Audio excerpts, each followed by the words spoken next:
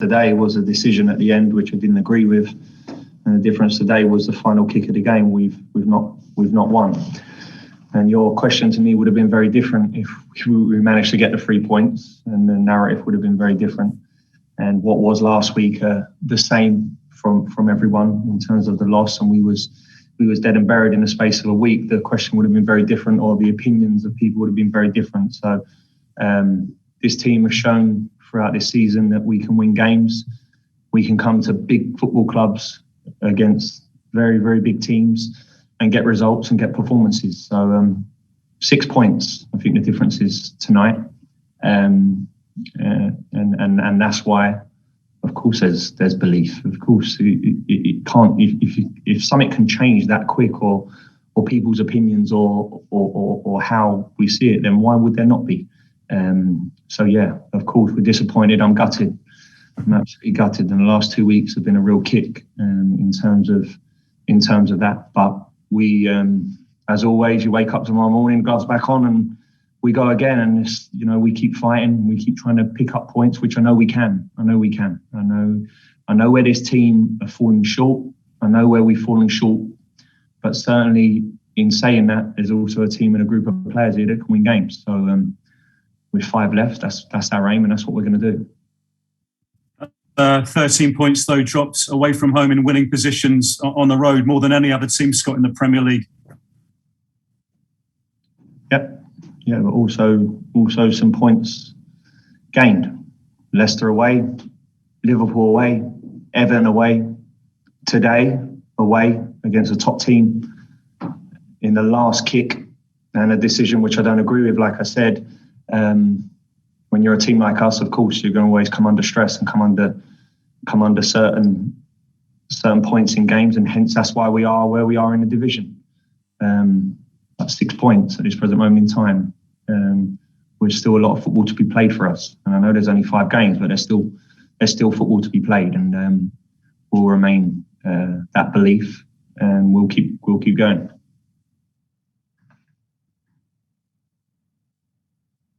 Is that it, Jeremy? Any further questions? I think he's frozen. We'll go to Neil McClellan, please. Yeah, hi Scott. Just to follow up on what you were saying about that decision at the end, I saw you speaking to Craig Pawson at full time. What was the discussion? What point did he make about that, the equaliser? I don't think Craig was too sure. Obviously, it happened so quick for Craig on the pitch. I know the linesman obviously was speaking and saying there was a guy in an offside position, and what I'm confused with is that player is 2 yards away from my keeper and he's 3 yards away from the goal line, and the ramifications of his position affects my keeper. We've got the best keeper in the division bar none in terms of controlling his box, being in and around his box. He doesn't know that Holding's standing offside position, so he has to react from that. He has to react. If he isn't there, I suspect that my keeper comes and collects, brings it into his body, and the ball never reaches the back post. But because he's standing in offside position, the ramifications of defenders' positioning, a keeper's positioning is affected. I know now what will be said. I know now it will be that he didn't attempt to play the ball. It's an irrelevance whether he attempted to play the ball. When someone's 2 yards away from the goal, players are reacting in milliseconds. They're making decisions in tiny decisions, and that's my point really. So maybe by the letter of the law, maybe by a statement, what comes out, it's the correct decision. But deep down, we've all been in football. I've played football for a long time. I don't think it is. Thanks, Neil. Can we go to Peter Rutzler, The Athletic? Hi, Scott. Just to follow up on that, it felt quite similar to the incident at West Ham, I think, where there was an offside in the build-up to the play. Have you had any sort of clarity from Premier League or anyone about the rule and whether there could be changes?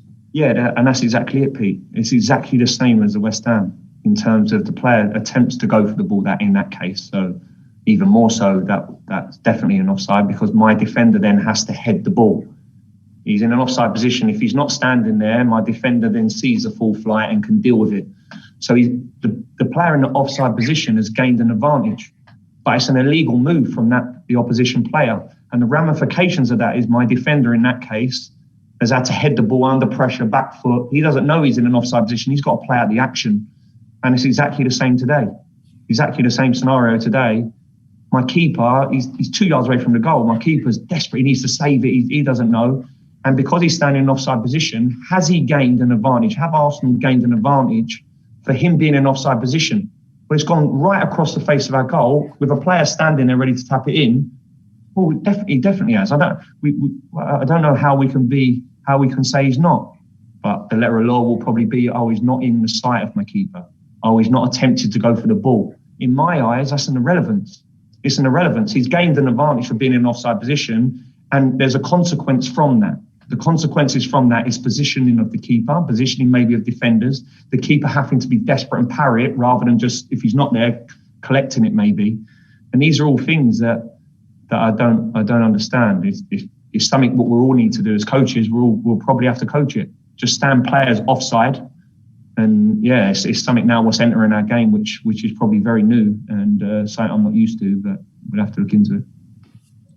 Can I just ask also about the performance today? It was slow sort of first half. I think both teams, there was a lack of tempo, but once the team got ahead, how did you think the team did from that point as well?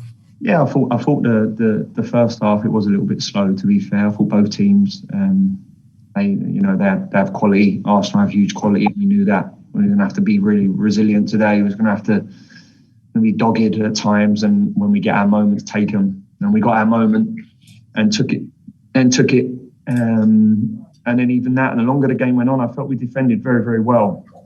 Limited them, felt like they were getting frustrated, limited them to very few chances.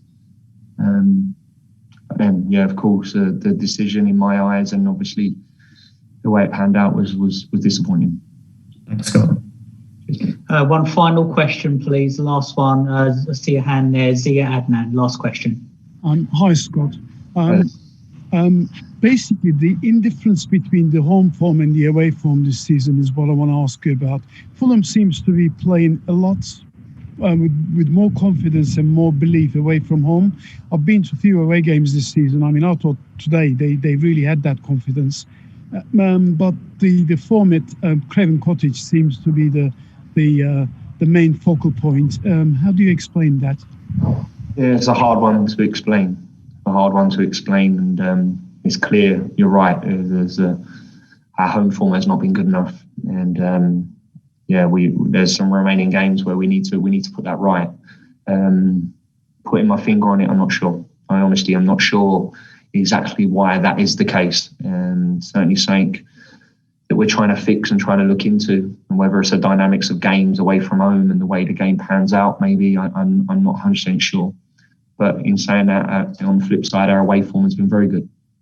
And our away form has kept us in with a real fighting chance this season. And so, yeah, it's something to look into. But to give you a real solid answer on it, I can't do that.